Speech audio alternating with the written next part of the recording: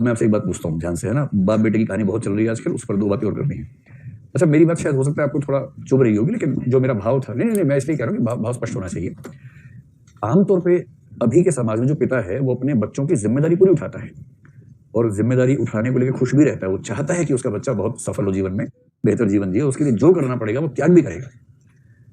मैं जो बार-बार कहता हूँ वो ये कि उस त्याग में, उस ज़िम्मेदारी के एहसास में इमोशंस का वो कंटेंट नहीं होगा, इंटेंसिटी नहीं होगी, जो इमोशनल इंटेंसिटी माँ के प्यार में होगी। अब मैं आपसे एक बात पूछता हूँ, ईमानदारी से बताइएगा, ठीक है? जो लड़के हैं उनसे सवाल है, आप लोगों को अपने पिता के साथ आजकल संबंध ठीक चल रहा है या बस ठीक ही चल रहा है? है ना? चलो मैं फिर से हाथ खड़ा करवाता हूँ। कितने लोग मानते हैं कि बस ठीक ही चल रहा है? ईमानदारी से हाथ खड़ा करो, शर्माओ मत। तो वो ठीक ही वाला मामला है। और कितने लोगों को, मतलब जैसे ऐसे कितने लड़के हैं जो घर जाते पापा के साथ 3-4 घंटे गुजारते, पापा बड़ा मजा आ गया आपके साथ, बहुत मजा आता है आपके साथ, ऐसे वाले बच्चे कितने हैं? अच्छी संख्या है। और ऐसे कितने बच्चे हैं जो घर पे जाते पापा से 10-12 मिनट बात कर ली, बाकी दूर ही रहते हैं उनसे, थोड़ा सा डिस्टेंस मेंटेन करते हैं। लगभग ये वाली संख्या 1/3 के आसपास होगी, वो वाली संख्या 2/3 है। ये जो डिस्टेंस है, ये समय के साथ कम होगा या और बढ़ेगा? कम होगा? ये बढ़ेगा। आप अगर कम करने का प्रयास भी करेंगे, कम करने का प्रयास करेंगे तो भी कम होने वाला है नहीं, ये आगे चल के और बढ़ने वाला है। और जिस दिन बेटा, अभी तो आप में से अधिकांश लोग कमाते नहीं होंगे, पेरेंट्स पे डिपेंडेंट होंगे अधिकांश लोग, कुछ को छोड़ के। आप में से 80-90% लोग अपने पेरेंट्स पे डिपेंडेंट, ठीक बात है ना ये बात? जिस दिन आप कमाने लग गए और गलती से आपकी नौकरी अपने पापा से अच्छी नौकरी हो गई, उस दिन से देखना ये डिस्टेंस कैसा होता है।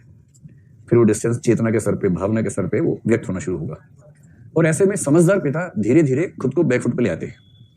जैसे घर के अंदर फैसला करना, पहले बाप का बोलता है यही होगा, बेटा दांत पीस लेता है, पर क्या करे, एटीएम पापा है, क्या करें? और जिस दिन वो कमाने लगता है ना, समझदार पिता उस दिन से बैकफुट पे आ जाता है। बेटा बोलता है ये होगा, बेटा बोलता है एकदम ठीक करा मेरा बेटा, एकदम ठीक करा।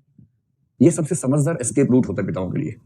जब उनका साम्राज्य का मतलब वो समय आ जाता है, तो उसके बाद वो अपने घर में एक खास तरीके से बैकफुट पे आके काम करते हैं। तो सबके साथ होगा ना, आपके साथ भी होगा, 30-35 साल के बाद आपके साथ भी होगा, सबके साथ होगा, मेरे साथ थोड़ा पहले हो जाएगा, होना सबके साथ है। लेकिन अब मैं इससे जुड़ी हुई एक बात आपसे पूछना चाह रहा हूँ। जैसे एक उम्र के बाद आपका अपने पिता से, मैं लड़कों से बात करूँ, लड़कियों के लिए पिता से संबंध उतना ही इमोटिव रहे, ये स्वाभाविक बात है। नैन्सी कोडोरो का थीसिस पढ़ेंगे, उसमें उस सारे प्रश्नों के उत्तर मिल जाएंगे। मैं किसी पौराणिक और आख्यान की बात नहीं कर रहा हूँ, मैं रिसर्च की बात कर रहा हूँ। मैं असली जो बात कहना चाह रहा हूँ ये पूछना चाह रहा हूँ, आपका अपने पिता से संबंध अच्छा नहीं रहेगा, अमूमन ये बात मान के चलिए। अच्छा मतलब आप बहुत एंजॉय नहीं करेंगे कंपनी उनकी, क्योंकि वो कुछ कहेंगे आप स्वीकार नहीं करना चाहेंगे, ज्ञान लेने के मूड में आप नहीं होंगे एकदम, वो ज्ञान दिए बिना रह नहीं पाएंगे। इमोशंस की बात उनको करनी आती नहीं है, ना आपको करनी आती है आपको, कहीं और कर लेते हैं, उनसे नहीं कर पाएंगे। बाप बेटा इमोशन की बातें करे, ये हमारे समाज में नहीं हो पाता आमतौर पर, है ना? माँ से कर लेंगे, बाप से नहीं कर पाएंगे। लेकिन आपके पिता को कोई संकट आए, आप उनके संकट को दूर करने के लिए एड़ी चोटी का जोर लगाएंगे, नहीं लगाएंगे? लगा देंगे। मोहब्बत नहीं करेंगे, चिंता करेंगे, केयर करेंगे। और आपके मन में यह भी आएगा कि उन्होंने जितना संघर्ष मेरे लिए किया, अब मैं उसकी एक एक पाई पाई चुका दूं, मतलब सांकेतिक रूप में उनको ये महसूस हो कि उन्होंने बेटे पर इतनी मेहनत करके अच्छा किया, बेटी पर मेहनत करके इतना अच्छा किया। ये है कमिटमेंट, है जहां इमोशंस बहुत ज्यादा आपके नहीं है, पर कमिटमेंट तो है ही, जबरदस्त कमिटमेंट है।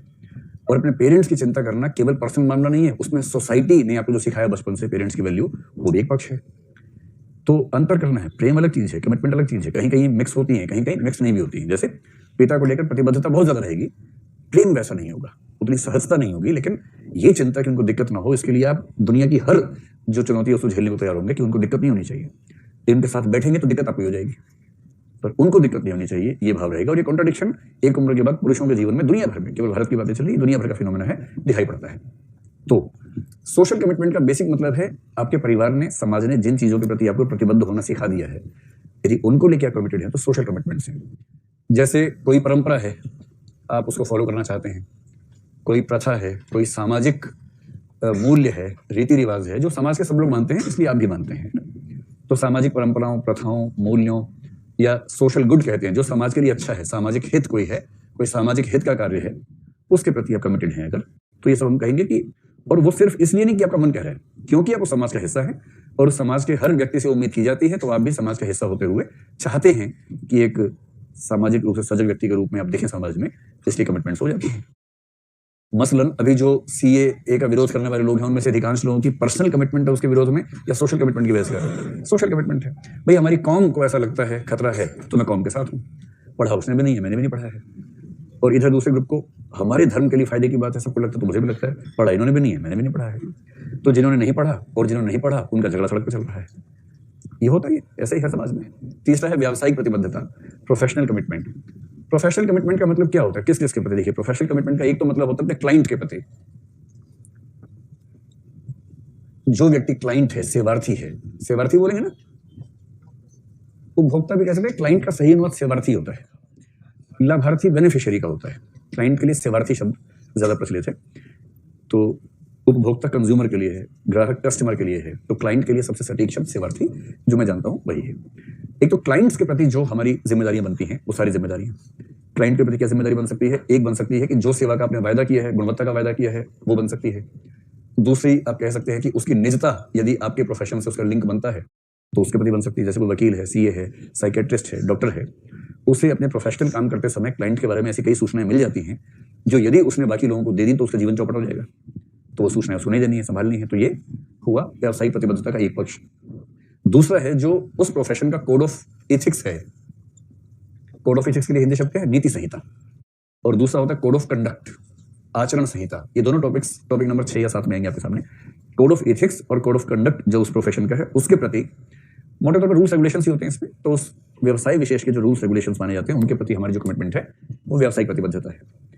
तो हर व्यक्ति के जीवन में इन 3 प्रकार की कमिटमेंट्स किसी न किसी मात्रा में दिखती हैं, ये आप कह सकते हैं। अब